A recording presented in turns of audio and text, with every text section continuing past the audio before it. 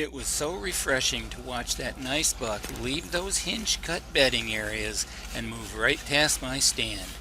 He was leaving an area I've worked on many years and I've had similar hunting success at for just as long. All that thick cover that you see in the background to the top of the screen and over to the right heads west for well over 100 yards and is the result of years of creating precision hinge cuttings and travel corridors. 2 days later, the opposite side of the same hinge cut mid-afternoon, and because of all that thick cover, and look what's going on. A breeding party of 7 different bucks were pushing a hot doe through the precision hinge cut and timber stand improved areas. Again, this doesn't happen by accident. Many of you watching this video either will be working on improving the stem density of your timber stands over the next 3 to 5 months or more, or you already have been and may find some of the following tidbits here beneficial to your success. 2 years ago, I consulted on a property and created a well thought out and designed habitat plan for a disabled client. He had someone else come to his property and perform some chainsaw work a year ago. I want to use this example to demonstrate that even with the best intentions, sometimes habitat cuttings don't always go to plan. The intent of this video is to show a few things that needed corrected and how to fix things that may not have gone exactly to plan. Edge feathering was done in an area where deer movement was intended to move parallel to the plot, and a large hinge cut bedding area on the north edge of the food plot. Basically, deer movements had been restricted. The landowner asked if Randy Vanderveen and I would come spend a day on the property cutting movement pathways and tuning up the previously cut areas where multiple trees had been fallen and hinged.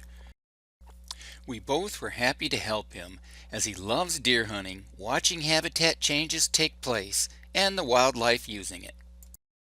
After we cut a parallel walkway through the edge feathered trees and added a half dozen entry and exit points for deer movements from the food and into the woodlot, we then focused our attention on the larger woodlot cutting that was positioned on some higher elevations, ideal for major bedding and security areas. I often see this kind of cutting result when landowners and others new to the process grab their chainsaws and start to open the canopy to let in the sunlight. Many of these trees were what I'll call in a stressed condition. They grew close together. They were 40 to 50 or more feet tall. Their grain grew tightly together with only a 7 to 10 inch caliper, causing most of them to fall suddenly and break off. Hinging these kinds of trees is a low percentage gain with few successes. Don't be that worried or concerned if this is what you experience. There's a lot of benefits that come from opening the canopy and creating young, thick growth. Some species hinge better than others, and you'll discover which ones they are on your own projects. Our main goal for the day was to create several entry and exit points in the cutting.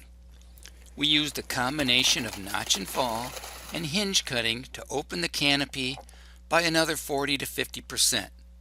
We cleared several pathways inside the cut so deer could move freely forward, backwards, right, or left without feeling pinched or dead-ended.